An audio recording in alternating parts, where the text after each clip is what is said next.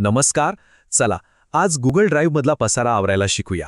म्हणजे काय की आपल्या डिजिटल आयुष्यातली जी काही सगळी धावपळ आहे तिला एका व्यवस्थित कार्यक्षम जागेत कसं बदलायचं हे पाहूया. खरं सांगा, कधी असं वाटतं का की आपला गुगल ड्राईव्ह म्हणजे एक प्रकारची डिजिटल अडगळीची खोली झालीय, जिथे जुन्या नाव नसलेल्या फाईल्सचा नुसता ढिगारा साचलाय? असं जर वाटत असेल तर काळजी करू नका. असं बऱ्याच जणांचं होतं. पण आज आपण हे चित्र नक्की बदलणार आहोत.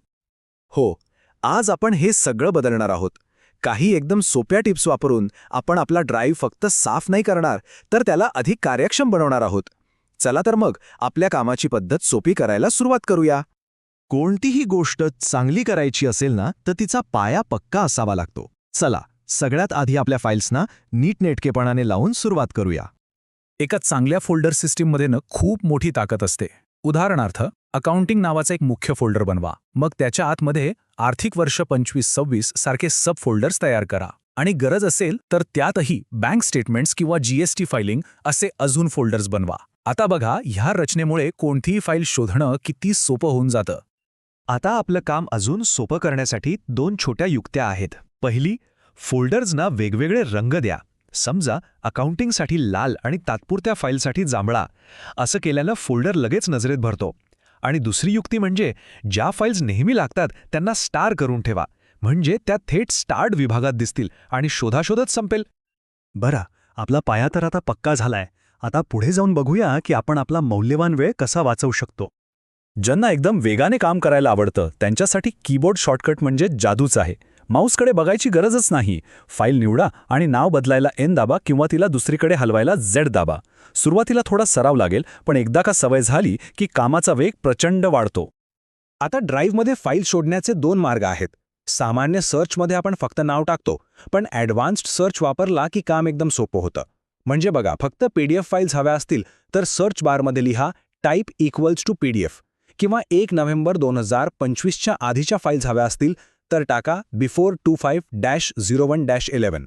योग्य कमांड वापरली की हवी ती फाईल क्षणात सापडते. आणि ही तर एक खूपच कामाची गोष्ट आहे. आपल्या फोनवरचं गुगल ड्राईव्ह ॲप वापरून आपण कुठलंही बिल, आधार कार्ड किंवा पॅन कार्ड थेट स्कॅन करून त्याची पीडीएफ बनवू शकतो. यामुळे कागदपत्र जपून ठेवण्याची आणि ऐनवेळी शोधण्याची कटकट कायमची संपून जाते. फाईल्स व्यवस्थित ठेवणं आणि वेळ वाचवणं जेवढं महत्त्वाचं आहे ना, तेवढंच महत्त्वाचं आहे त्यांचा सुरक्षित वापर करणं आणि स्टोरेज सांभाळणं. चला, ते कसं करायचं ते बघूया. फाईल शेअर करताना एक गोष्ट कायम लक्षात ठेवा. एनीवन विथ द लिंक हा पर्याय शक्यतो वापरूच नका.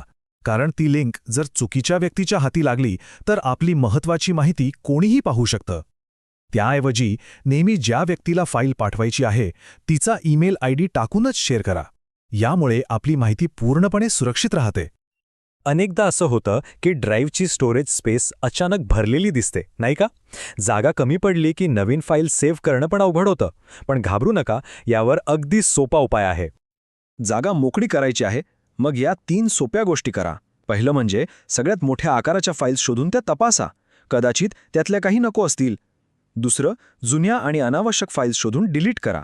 आणि तिसरं, एकाच फाईलची कॉपी बनवण्याऐवजी तिचा शॉर्टकट तयार करा. यामुळे जागाही वाचेल आणि गोंधळही होणार नाही.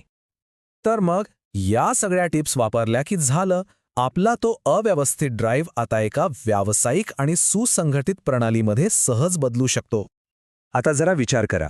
आपल्या फाईल्स रंगीत फोल्डर्समध्ये व्यवस्थित लागलेले असतील. महत्त्वाचे कागदपत्र एका क्लिकवर सापडतील. शॉर्टकटमुळे वेळ वाचेल. फाईल सुरक्षितपणे शेअर करता येतील आणि स्टोरेजची चिंताही मिटलेली असेल. अभिनंदन, आता आपण खरंच एक गुगल ड्राईव्ह प्रो झाला आहात. तर मग आता सांगा, या सगळ्या टिप्सपैकी कोणती पहिली टिप आपण आजच आपल्या गुगल ड्राईव्हवर वापरून पाहणार आहात? जास्त विचार करू नका आणि लगेच सुरुवात करा.